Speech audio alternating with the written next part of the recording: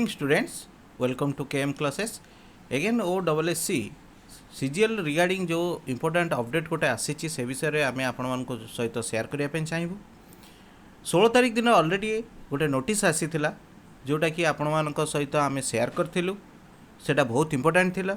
16 तारिख दिन जो नोटिसटा बाहर जोटा ऑलरेडी आमर आग वीडियो रे आपण मान सहित आम शेयर करूँ से आपंकर दुईटा जिन बाहर गोटे है आंसर की बाहर आउ गोटे थिला आपनकर कौन ना candidates intending to raise objection if any on set provisional answer key may register objection by logging into the above website.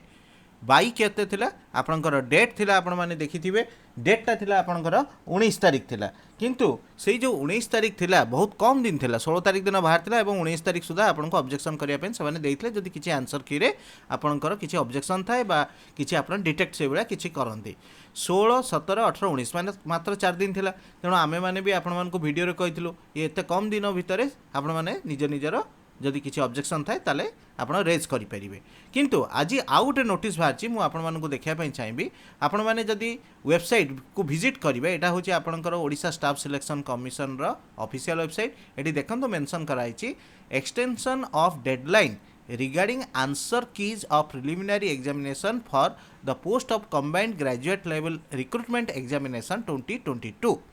तामाने एटा एक्सटेंड हैला जो 19 तारिख थिला सेटा आपनकर एक्सटेंड हैला। आपनको मु एठी देखिया पई चाहिबी आज नोटिस जोटा अछि 18 तारिख रो नोटिस देखंते एटा रहिछि 18 तारिख रो डेट एटा नोटिस रहिछि एवं नोटिस नंबर रहिछि 1932।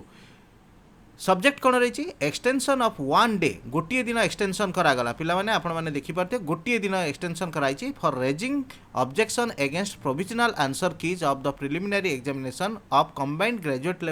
Level recruitment examination 2022 pursuant to advertisement number एतिकी डेटेड 2/11/22। तामाने आपनकर जो अर्लियर नोटिस नोटिस नंबरटा भी आपण देखि नियंतु से सेम नोटिस नंबर रहिछि आपनकर जो आंसर की रहिछि सेटा रिलीज हेइतिला केबे हेइतिला 14/5 हेल्ड जो परीक्षा हेइतिला आपन 14/5/2023 रे हेइतिला एवं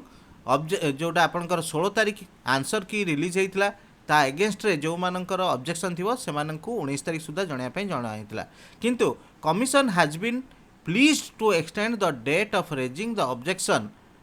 to the provisional answer keys by 1 more day. A 1 more day रो अर्थ हैला 19 तारिख जगह रे आपनकर 20 तारिख हेइ गला बुझी पारले। तेणु आपण आउ गोटे दिन पाई गले जदि आपन कोनोसी ऑब्जेक्शन थाए ताले आपण माने करि परिबे। एवं पूर्व वीडियो रे आमे माने आपण मानकु देखैथिलु कि भली ऑब्जेक्शन आपण रेज करि परिबे सेथरे आपण को डिटेल्स से माने